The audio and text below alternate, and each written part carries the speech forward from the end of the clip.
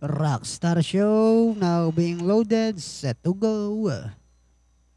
Racing just is started. We have Top Notcher, break, quickly restart. Beep them all. Is running by the rail. Then next online is Tubata Harifs, is Storm Apo, Rockstar Show, Archer Queen, is Smart Kid, Humble Submission, while Dikory Duck is the early trailer by about 12 lengths of the leader. And going along for the first turn, we a bit. Them all now takes command by about 3/4 of a length lead. Top Notcher in second. Tubata Harips is racing in third. And in fourth comes Humble Submission is Smart Kid. Alongside comes Rockstar Show. The next online is Archer Queen. Storm Apo second last. While Dikory Duck is still racing in last. Inside the tres octavo, we have beat them all, enjoying a 2 lengths lead.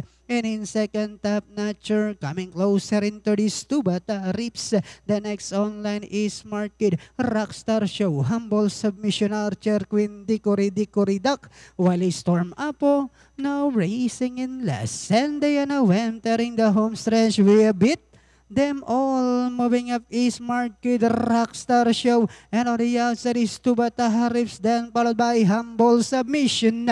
Last 100 meters, we have a Smart Kid, Rockstar Show is on the outside to take the lead. It's now Rockstar Show over Smart Kid.